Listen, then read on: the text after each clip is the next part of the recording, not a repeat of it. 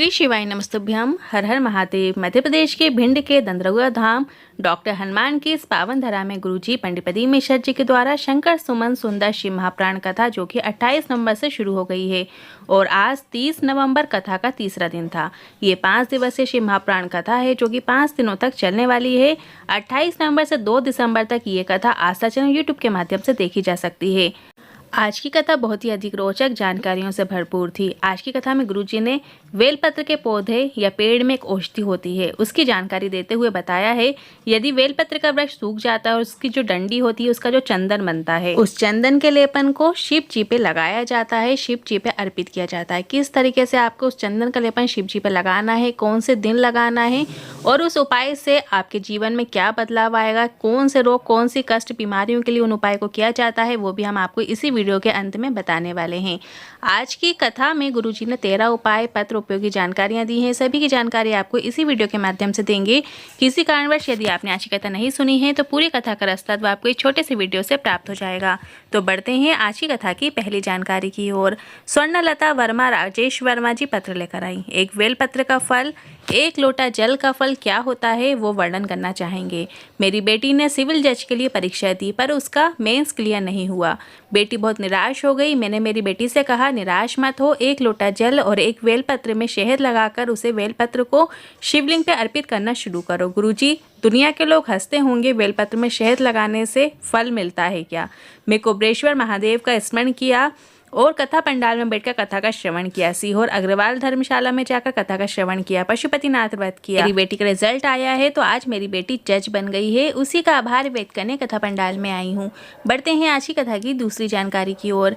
गुरुजी ने कहा यह हमारे जीवन की एक पहली कथा ऐसी कथा है जिसमें कथा का नाम हमने नहीं दिया। हर कथा का नाम हम प्रदान करते थे पर हमने आशीष जी से कहा दंदरौआ धाम की पावन धरा में कथा हो रही है, नाम भी दंदरौआ धाम सरकार ही रखे और इस कथा का नाम शंकर सुमन सुंदर शिव महाप्राण कथा रखा गया। बढ़ते हैं आज की कथा की तीसरी जानकारी की ओर। बेलपत्र के पेड़ से बेलपत्र की पत्तियां उतार लो। गुरुजी ने कहा आंवले के वृक्ष से आंवले के पत्तियां उतार लो या आंवला उतार लो। पीपल के वृक्ष से पीपल के पत्ते भी उतार लो। तुलसी के पौधे से तुलसी के पत्ते भी उतार लो। पर भूल से भी इन वृक्षों को या फिर पौधों की जो डालियां हैं उन्हें नहीं तोड़ना चाहिए और वो नहीं टूटना चाहिए। अगर आप इनकी डालियां तोड़ देते हैं तो आपने कितने भी पुण्य किए हों, कितने ही अच्छे कर्म क्यों ना किए हों, सारे नष्ट हो जाते हैं, उनको कोई फल नहीं मिलता। बढ़ते हैं आज की कथा की चौथी जानकारी की ओर। एक बेलपत्र के पौधे में या पेड़ में क्या औषधि है, अगर आप उसको किसी दिन जान जाओगे तो आप कभी भी बेलपत्र के पेड़ को नहीं तोड़ोगे। पर अगर बेलपत्र का वृक्ष सूख चुका है, पूरी तरीके से सूख चुका है, उसमें बिल्कुल भी हरापन नहीं है, उसमें फल नहीं है, आपने उसे हिला के बजाकर देख लिया है, पूरा सूखा है, उसकी जड़ का चंदन बनाकर रख लेना है। वो हम आपको आगे वीडियो में बताएंगे। बढ़ते हैं आज की कथा की पांचवी जानकारी की ओर। सभी प्रकार के शस्त्रों का नाम था। गुरुजी ने पूछा हनुमान जी के हाथ में जो गदा थी उसका क्या नाम था? तो आप सभी को जानना चाहिए कि हनुमान जी के हाथ में जो गदा रहती थी उसका नाम कुमोदकी है। उसे कुबेर ने हनुमान जी को दिया था शिव जी के कहने पर। बढ़ते हैं आज की कथा की छठवीं जानकारी की ओर। पूजन के समय पर, कोई भजन के समय पर, अभिषेक करते समय या तुलसी में जल चढ़ाते समय या आंवले या बेलपत्र के वृक्ष का पूजन करते समय, यदि इन्हीं सभी जगह पे जब आप पूजा कर रहे हो दरवाजे पे अगर आपको ये 3 खड़े नजर आ जाते हैं तो समझ लीजिए भगवान ने आपकी पूजन स्वीकार कर ली है। यदि आप घर में पूजन कर रहे हैं, तुलसी जी को जल चढ़ा रहे हैं, भगवान को नहला रहे हैं, यदि उस समय पर आपको गौ माता के दर्शन हो जाते हैं तो समझ लीजिए कि आपकी पूजा भगवान ने स्वीकार कर ली है। दूसरा गुरुजी ने बताया है यदि बहन बेटी आपके दरवाजे पे आ जाती है, यदि आप उसी समय पूजन कर रहे होते हैं या तुलसी में जल चढ़ा रहे होते हैं, अभिषेक कर रहे होते हैं तो आप समझ लीजिए कि आपकी भगवान ने पूजन स्वीकार कर ली है। और तीसरे होते हैं संत गुरुजन, जो आपके पास मांगने नहीं आया है, केवल ऐसे ही आए हैं। उसने भजन गाया, सीताराम कहा, जय श्री राम कहा, हर हर महादेव कहा और चला गया।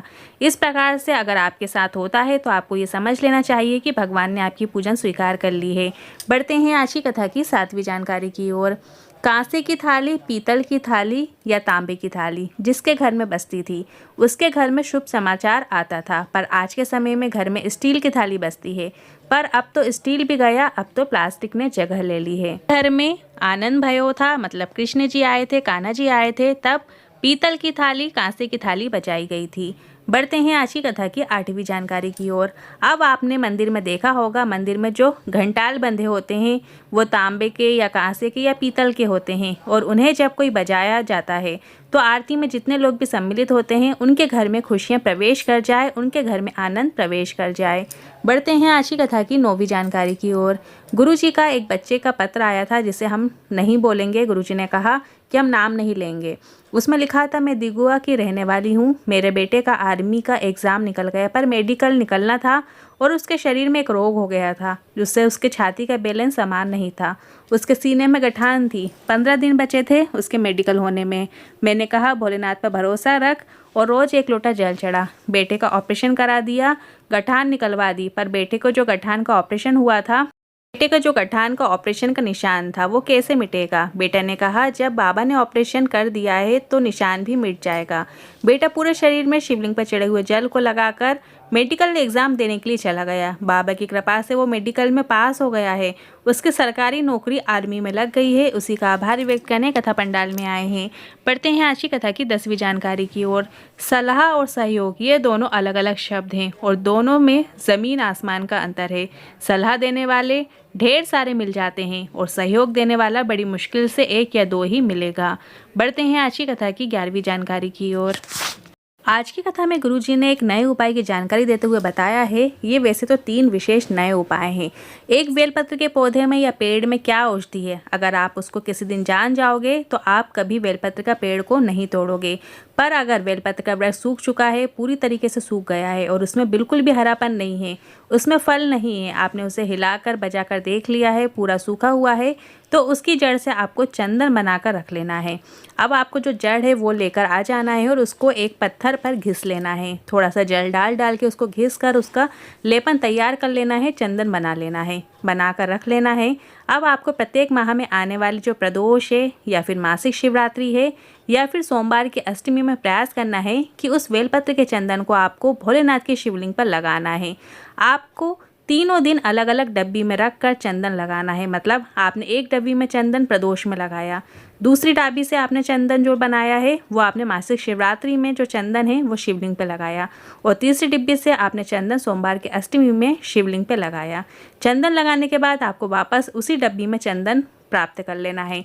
जैसे आप शंकर भगवान पे एक डिब्बी से जो चंदन लगा रहे हैं निकाल कर और वापस शिवलिंग पर से आपको उतार लेना है और वापस उसी डब्बी में डाल लेना है, वापस आपको उसी डब्बी में रख लेना है। अब आपको क्या करना है वो भी समझ लीजिए। शरीर में यदि कहीं पे भी गांठ हो गई है और डॉक्टर ने कह दिया है कि आपको ऑपरेशन की ज़रूरत है, तो प्रदोष के दिन आपने जो बेलपत्र की जड़ के चंदन का प्रयोग करते हुए शिवलिंग पे जो लेपन किया है उसे शिवलिंग पर से वापस से प्राप्त करके आपने डब्बी में प्राप्त किया है। सुखाकर उसको आपको गोली बनाकर रखना है और उस गोली को आपको 15 दिन तक लगातार पानी के साथ निगलना शुरू कर देना है। सुबह के समय आप उस गोली को खाना प्रारंभ कीजिए।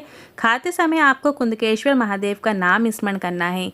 आप 15 दिन बाद डॉक्टर के पास जांच के लिए जाएंगे तो गठान धीरे धीरे गलना शुरू हो जाएगी। ये उपाय आपको प्रदोष वाली चंदन की गोली से ही करना है। मतलब प्रदोष के दिन जो आपने शिवलिंग पे चंदन चढ़ाया है उसे प्राप्त करके उसकी गोलियां बनाकर और अगले दिन से आपको वो लेना प्रारंभ कर देना है। अब आपने सोमवार की अष्टमी के दिन जो चंदन से लेपन किया है, मतलब सोमवार के अष्टमी के दिन आपको शिवलिंग पे लेपन करना है उसी चंदन से और उसको वापस प्राप्त करके डिब्बी में रखा है, उसकी गोलियां आपको किस में काम आएंगी? अगर आपके यहाँ 8 साल का, 9 साल का या 10 साल का बच्चा बिस्तर में गंदगी करता है या फिर कई छोटे बच्चे ऐसे होते हैं जो एकदम से चमक जाते हैं, अचानक से उनको भय हो जाता है या फिर वो बार बार बीमार पड़ता है, ऐसे बच्चों को आप एक छोटी सी गोली हफ्ते में 1 बार पीस कर पानी के साथ देना शुरू करें। आपको धीरे धीरे उस बच्चे में आनंद की अनुभूति हो जाएगी। तीसरा दिन, जिस दिन मतलब मासिक शिवरात्रि, हर महीने मासिक शिवरात्रि आती है, उस मासिक शिवरात्रि पे यदि आपने उस बेलपत्र का जो चंदन बनाया है, मतलब बेलपत्र की जड़ का जो चंदन बनाया है, उस चंदन को यदि आप मासिक शिवरात्रि के दिन शंकर भगवान की शिवलिंग पर लेपन करते हैं और उसे उतार कर वापस डिब्बी में रख लेते हैं, तो उस चंदन का उपयोग अगर आपको डॉक्टर ने कह दिया है कि आपकी रीढ़ की हड्डी में गैप बता दिया या आपकी हड्डी कमज़ोर हो गई है या घुटने की हड्डी कमज़ोर हो गई है, घुटने में गैप बता दिया है या कुर्सी में बैठना पड़ रहा है, तो आपको ऐसे में शिवरात्रि के दिन प्राप्त किए गए बेलपत्र के चंदन की गोलियों का उपयोग हफ्ते में 2 बार करना है। इन गोलियों को आपने पानी के साथ आचमन कर लेना है और कुंदकेश्वर महादेव का स्मरण करना है। गुरुजी ने इन तीनों उपायों के बारे में बताया है, जिसमें हमने आपको अच्छे से समझाने का प्रयास किया है। यदि अभी भी आपके मन में कोई सवाल है, क्वेश्चन है, तो आप कमेंट बॉक्स के जरिए पूछ सकते हैं। वीडियो थोड़ा भी उपयोगी लगा हो तो वीडियो को लाइक करके कमेंट बॉक्स में हर हर महादेव ज़रूर टाइप कीजिएगा। श्री शिवाय नमस्तुभ्यम।